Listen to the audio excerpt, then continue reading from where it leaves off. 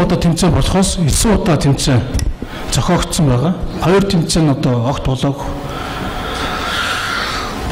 Тэгээ одоо энэ тамирчид бол үнэхээр хомдолтой байна. Одоо нэг хүрдэг гэдэг юм бол энэ холбоог удирдах авч явж байгаа юм бол ямар нэгэн холбоо өөрийн гэсэн календарчсан төлөвлөгөөтэй байх хэрэгтэй. Тэр төлөвлөгөөний дагуу тэмцээн оролдоонд орж цаашдаа олон улсын тэмцээнүүдэд ордог. Тэр бол бүх спорт сонирхдаг болон энгийн хөөсч тэрийг мэдж байгаа. Тэгвэл ямар ч календарчсан төлөвлөгөө байхгүйгээр дуртай үед тэмцээн зохиодог. Тэгээ тэмцээн цаг хугацаанд болдгоо. Заримдаа бүр тэмцээн зохиогдохгүй алга болдог. Үүнээс болоод тамирчдын бие сэтгэл, санхүү, сэтгэл санаагаар маш их өөртөг. Тэгээ үүнээс нөхөрдөн гэдэг хүн бол ямар ч уучлалт гуйдаг, ямар нэгэн тайлбар хийдэг. Тэгээд л одоо их хэвээр их хэвээр юм шиг явдаг. Ямар ч одоо тамирчид цуглуулж нэгдсэн хуралдаан байдаг. Тамирчин багш дасгалжуулагчны хооронд нэгдсэн уулзалт семинар байдаг. Олон улсын пауэрлифтинг холбоотой ямар ч харилцаа байхгүй. Тайлан тооцоо байхгүй, тэмцэл байхгүй. Улсын аваргалах тэмцээнд ороод төрүүлсэн тамирчин Азийн аваргалах тэмцээнд их аваргалах тэмцээнд оролцох ёстой байдаг. Тэгэхэд бол мөнхөрдөг бол өөрөө ойр дотн байгаа болон өөр таалагдсан хүмүүсийнхээ мэдүүлгийг явуулаад таалагддаг улсуудын мэдүүлгийг явуулдаг, авчиж боодог. Энэ бүхэнд бол тамирчид их хохирдог. Тэгээ олон улсын тэмцээнд явсан тамирчид нь Монголын пауэрлифтинг нэгдсэн холбооны татварыг очиж төлдөг. Тамирчин хүн өөрийнхөө зардлыг бүрэн гаргаад, өөрөө бүх цаасаа гаргаад олон улсын тэмцээнд хаа байсан газар очиход цаанаас нь холбоо юу шилдэг вэ гэхээр танай холбоо бол татвар төлөөгүй. Тэгэхээр таны бол тэмцээнд оруулахгүй гэж шилдэг. Тэгээ тамирчид очсон юм яах юм бэ? Мэдээж орхон төлөв чинь явж байгаа. Өөрчлөлт халаасаас мөнгө гаргаад пауэрлифтинг нэгдсэн холбооны Аз дэлхийд төлөх татварыг хувийн тамирчин төлдөг. Ийм завхарсан асуудлууд зөндөө гарч ирсэн. Миний би хүртэл энэ хүмүүс бол сайн мэдэх учраас энэ чинь бардам хэлж байна. 11 жилийн турш пауэрлифтингийн холбоо гэж байхдаа улсад дэлхийд үтгэл улсад тайлан тооцоо гаргаагүй. Одоо манай Монгол улсад бол Аз дэлхийн аварга болсон олон тамирчин пауэрлифтингээс Монголын тамирчид бол дэлхийд үнэлэгдсэн байна. Үнэхээр сайн тамирчтай. Энэ спорт бол Монгол хүн яг таарсан спорт. Тэгэхэд Монголын шигшээ гэж байхгүй. Ямар шигшээ гэж байхгүй. Ерөөсөө одоо энэ дэлхийн аваргатай болсон, Аз аваргатай болсон энэ холбоо бол дэлхийд танигдсан холбоо шүү дээ. Ямар ч одоо бие төлөвлөлийн тамирчин, яд шинжингийн үеийг шилдэг тамирчин зөндөө байхад тэднээс сонин шалгуулалт байдаг. Өөртөө таалагдсан юм авч явдаг, зарим нь хяцдаг, хахдаг. Одоо шиг дэлхийн аваргад ирсэн залуучуудаас одоо алдаршуулах нь, одоо урамшуулах нь одоо тийм юуч байдаг. Ядаж одоо холбооны өдөрлүүд нь очиод баяр үргээд одоо тэр шагнал урамшуулна байг. Баяр үргээд нэг уулзсан байхгүй. Тэнд нь гомцсон ус зөндөө. Тэгээд энэ бүхэнд бухимдсан тамирчид, дасгалжуулагч нар Монголын пауэрлифтингийн нэгдсэн холбооны удирдлагуудад хандаад пауэрлифтингийн шинжилгээ хороо гэж байгуулснаас зарлж байгаа юм аа.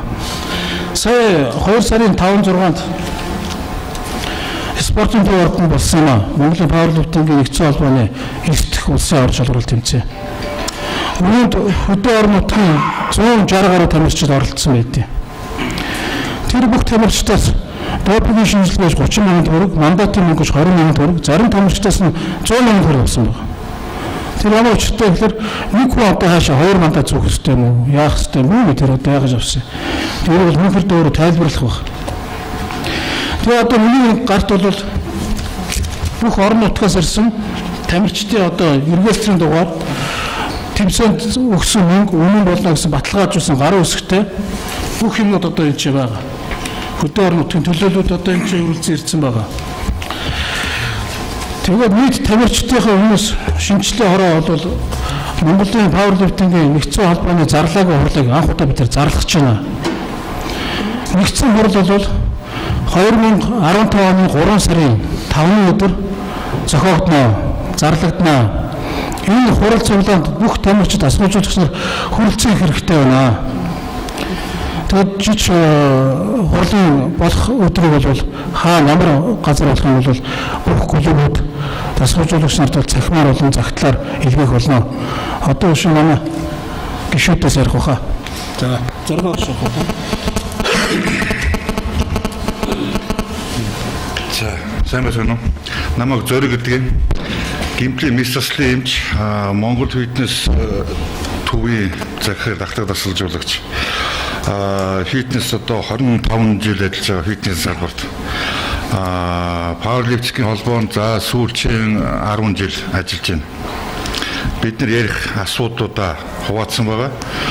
Би эмч гэдэг утгаараа допингийн тухай танд мэдээлэл өгч байгаа.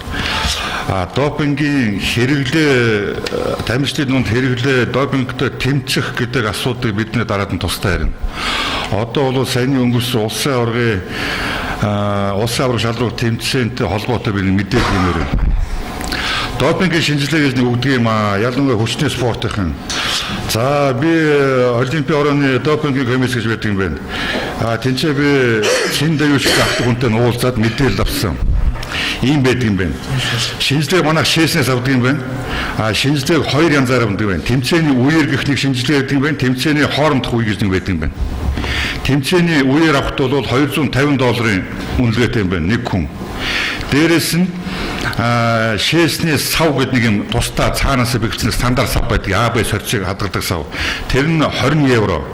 Шинжилгээний хуудас буюу нэг аппликейшнээр цаанаас баталсан тэр шээсний савтаа ижилхэн сэр дугаартай нэг тийм цаанаас бэлдсэн олоосуудын бонус бэлдсэн тийм бичиг байгаа. Тэр нь $5. Тэрийг авчгаад DHL-ээр одоо манай солонгосын шинжилгээ явуулдаг юм билээ. DHL-ээр солонгос руу явуулдаг. Дундад зардал ойролцоогоор $110,000 болдог юм байна. За нэг юм зардалтай юм байна. Энэ шинжилгээ авах журам дээр бол шинжилгээ авах хүсэлтээ доор ээж 7-оос 14 хоногийн өмнө өгдөг юм байна. Олимпийн орон дээр.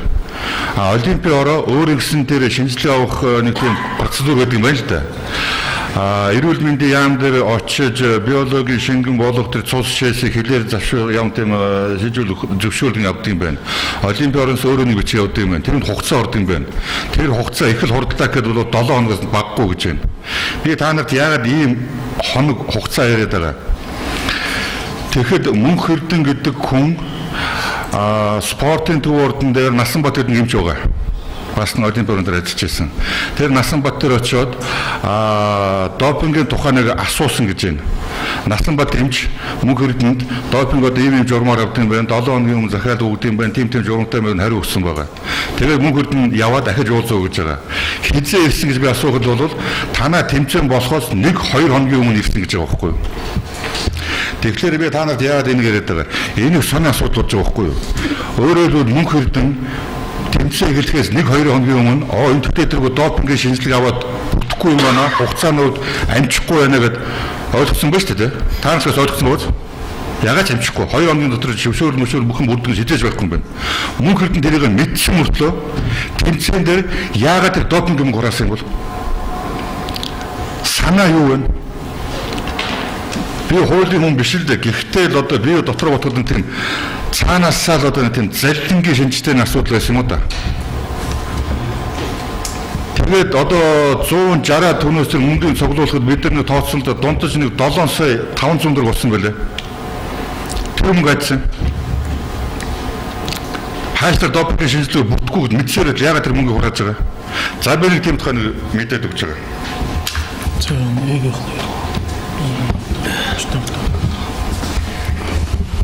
асуулт байна. Сайн байцгаана уу? Би намайг шаргалдаг. Би дайгар хөлөөгийн ахлах тасгалжуулагч. Саяны улсын аваргын тэмцээн дээр манайхан энэ тамирчид ороход өндөр хэмжээний жин авдаг. Тэгээ орж байгаа гол нь бол стандарт нийцэхгүй байна гэж шаргалж. Тэгээ манай хуучин одоо манайхад холбоо өөрөө тоног төхөөрөмжтэй Азийн аварга зориулаад улсаас мөнгө гаргаж авч өгсөн байдیں۔ Тэр нь одоо 20 сая төгрөг их өндөр зардлаар орж ирж байсан. Тэр 10 оны Азийн аваргын зориулж авч өгч байсан улсаас мөнгө гаргаад. Тэгээ одоо тэр яац хийсэн тэрийг лавлж асуулаа. Тэгээ одоо тэр гол нь хэрэгтэй байна гэдэг тэр байгууллагаар ярьсан Апо компани, охин компани Wonderhead гэж компанид барьцаанд байгаа юм байлээ. одоо манай холбооны тоног төхөөрөмж. Тэгээ энэ ямар учиртай та бүхэн одоо энийг надад тайлбарлаж өгөөч гэсэн. Тэндээс бол нэг тодорхой юм хэлээгүй ч гэсэн манайхад бол асар хэмжээний өртөө наад юм чинь. Төрөөсийн гэрээ бол янз бүрийн мөнгө төгрөгийн өглөг авлага байгаа учраас танай энэ тоног төхөөрөмжийг манайх барьцаандаа авцсан байгаа гэдэг. Тийм мэдээлэл хийж байгаа. Тэгээд бид нар одоо тэр тамирчдын тэр аюулгүй байдлыг энэ гол аюулгүй сайн чанартай гол байж аж энэ рекордын амжилтыг өөрөхөд их нөлөөлдөг. Тэгээд тэр тоног төхөөрөмжөө бид нар авч чадаагүй. Тэгээд одоо барьцаанд байгааг нь саяхан мэдлээ шүү дээ. Тэгээд одоо тэрийг л өөрийнхөө нэр дээр бичүүлээд авцсан. Одоо тэр холбооны улсын мөнгөөр авсан тоног төхөөрөмжийг мөнхөрт нь өөрийнхөө нэр дээр байлгад юм байна лээ. Тэгээд одоо энэ барьцаанд тавиад одоо ерөнхийдөө алдаж байгаа юм шиг байлээ тэр мөнгө. Тэр одоо их хэмжээний зардал гаргасан одоо энэ тамирчдын бэлтгэл сургуульд байж явах хэвээр энийг л одоо хувьдаа ашигласан ийм л нөхөр байна одоо. Тэгээд одоо энийг бол цаашдаа бол бид нэр бол хууль хяналтын байгууллага болон бүх газруудаар шалгуулж энэ асуудлыг шийдвэрлэх болно бид нэр. Баярлалаа.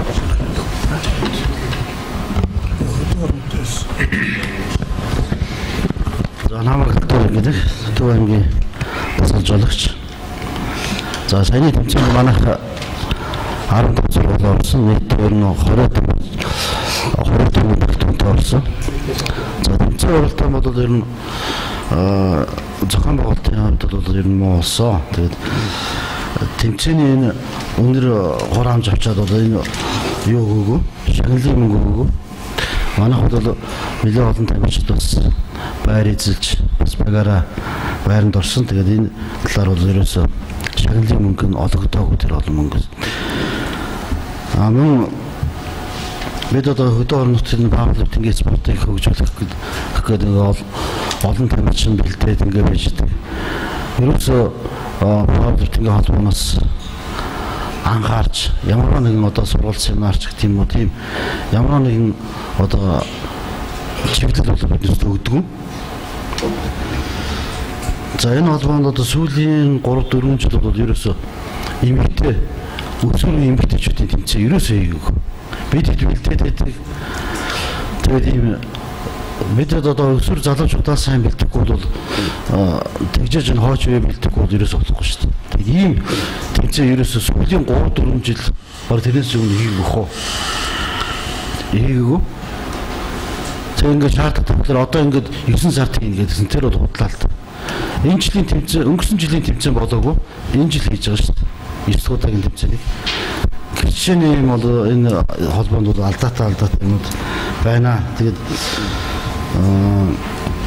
ер нь бол тэгээд энэ холбоо гэр бүлийн маягтай тийм холбоо болсон. Одоо сая бас дээр хэлсэн.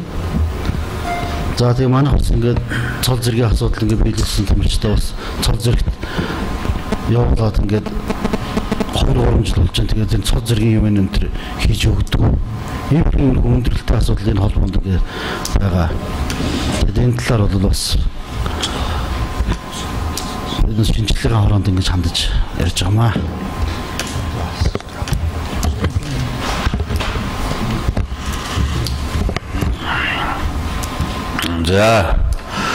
За сайн бацгаана уу? Та бүхэндээ энэ өдрийн мэндийг хүргье. За намайг баяр хүү гэдэг юм аа. Энэ Баярлалын тамирчин Аас ТV аваад юм хүн байна.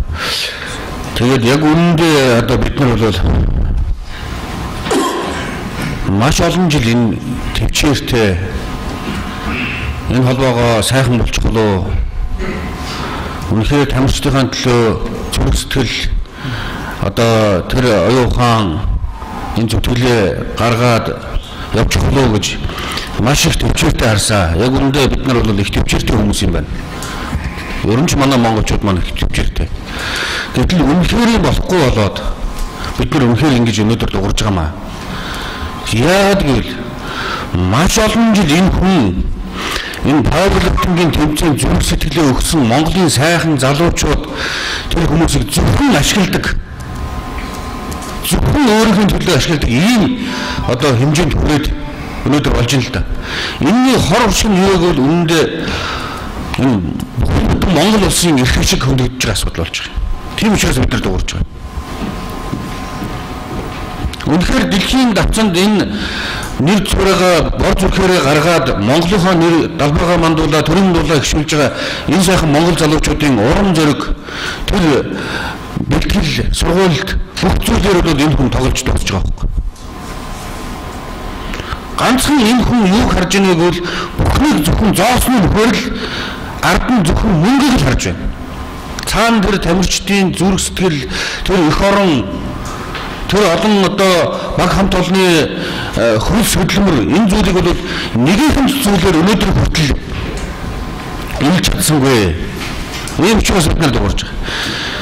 Тэгээд ингээд цаашлаад хэлэх юм бол өнөөдөр яг үүндээ бор зүрхээр энэ тэмцээний зохион байгуулдаг байсан. Үнэхээр зүрх сэтгэлтэй бидний найз нөхдөд талдаас нь одоо дэмжиж шүүгээд зохион байгуулаад анаас авчиад дэвжигээ засаад ингээд өдөр шөнөгүй тэмцээнэ зохиодог бас нэг онцлог байдаг та манад. Одоо энэ спортын пауэрлифтинг спорт.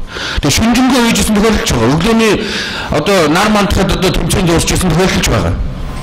Яг үүндээ энэний цаана юу гэвэл бие бэлтгэр физиологи асуудалч яригдсан зүйл л дээ. Гэхдээ энэ бүгдийг монгол хүний тэр төвчөлтэй зангаар даван туулж өнөөдрийн энэ 10 жилийн өнөөдөр хүртэл үлээлтэй бид нар.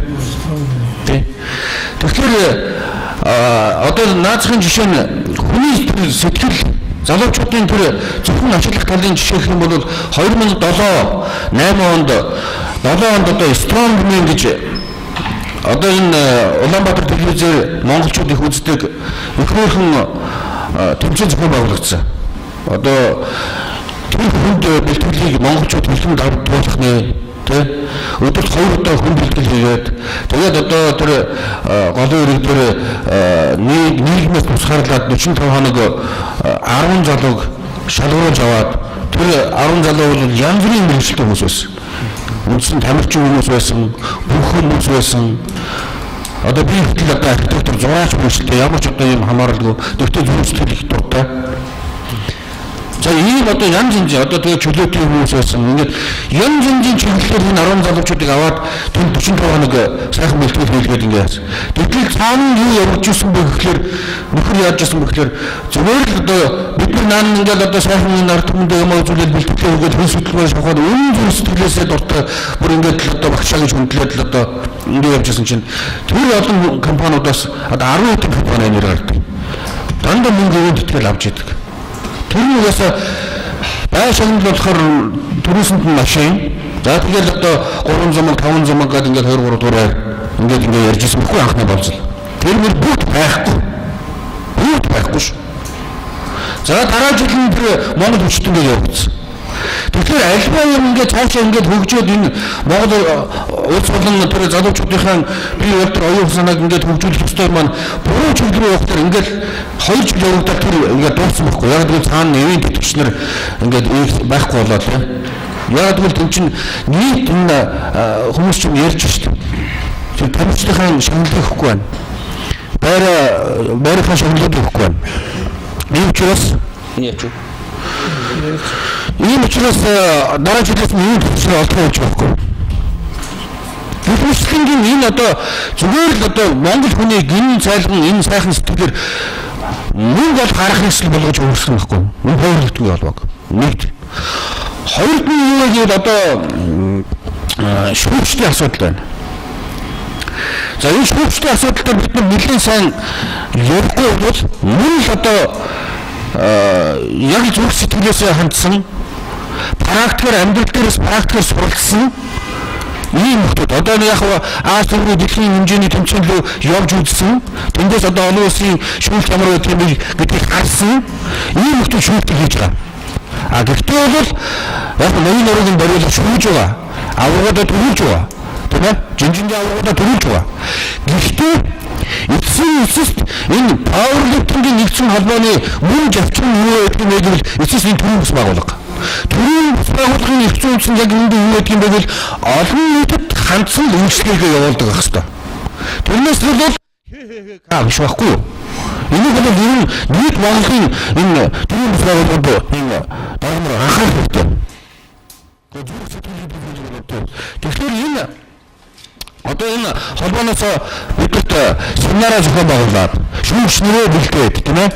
Олон улсын тэр тэмцээнүүдэд шүүгчнэрээ явуулаад шүүгчнэр бид нар мөнгө гаргаад явна шүү дээ.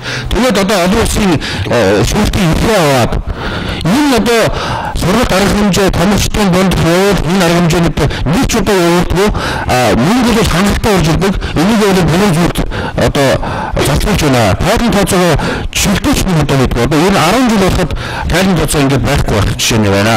За ингээд одоо цаашаа босод зүйлүүд явж байгаа гэх юм байна. Ингээд манай нөхдөд одоо ярих хаа. Цаг дуусчих шиг юм. Тэгээд асуулт бол асуугаад явчих. Би та нарт нэг юм хэлчихв.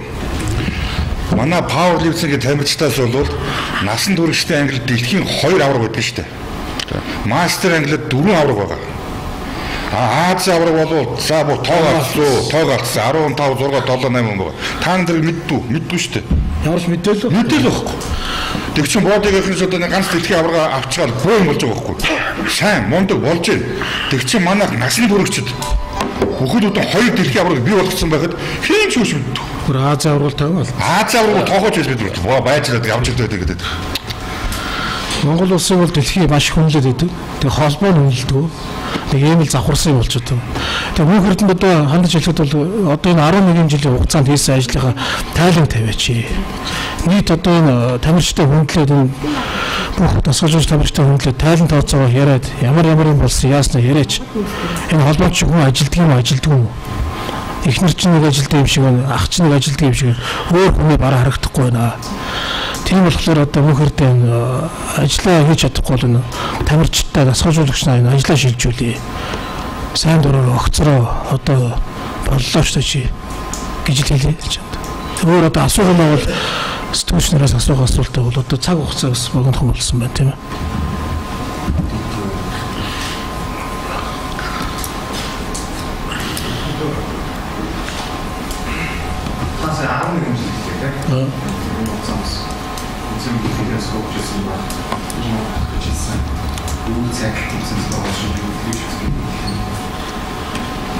Одоогийн бодлого шийдэх сан зарчаад бан энэ жижиг явуулаад хүмүүст даалгавар өгөх үгүй юм сүжигний сан боо сагуугийн хамт авах юм шиг.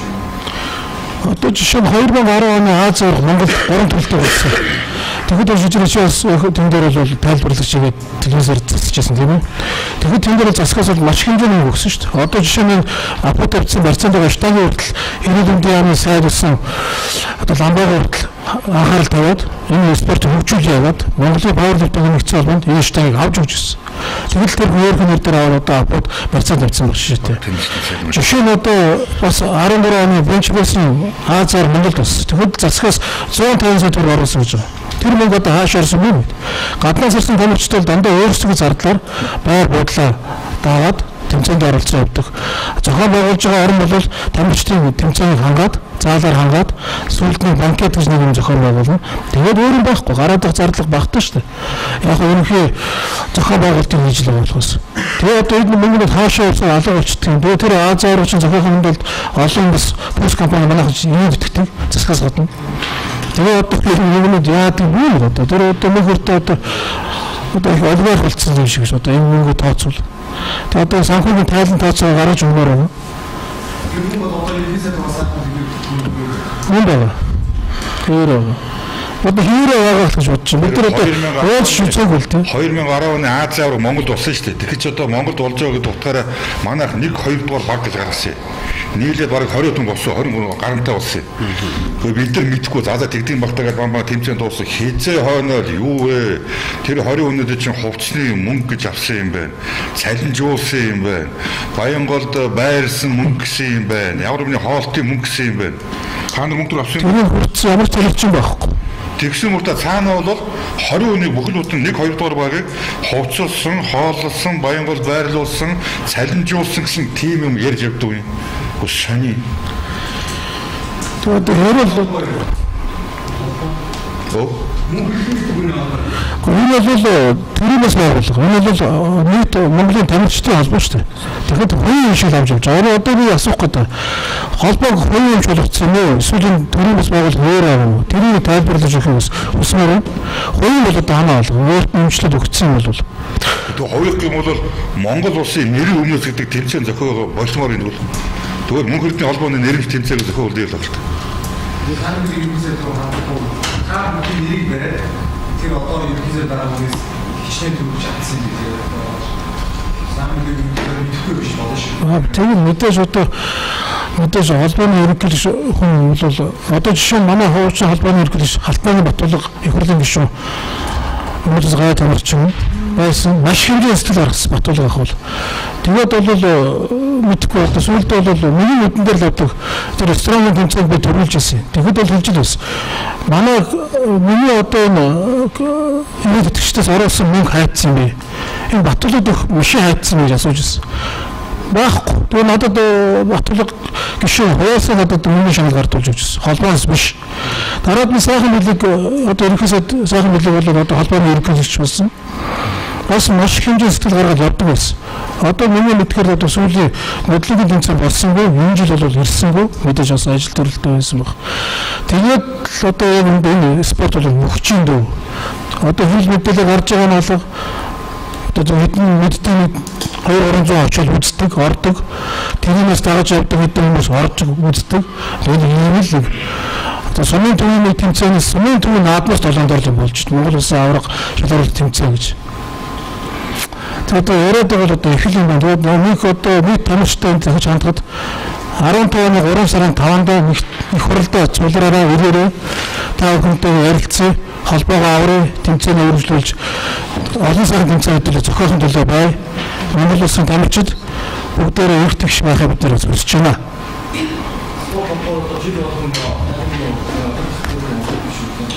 Сураг. Манайч одоо байгууллагад 11 жил болснохэд нэг тал байхгүй шүү дээ. Нэг хурал байхгүй. Одоо тэр хурлыг чи бид нар энэ жил одоо энэ 3 сар зохиох гэдэг шүү хурлаа. Тэгээд тайлгаар их гэдэг байхгүй. Тэрээс байхгүй юм.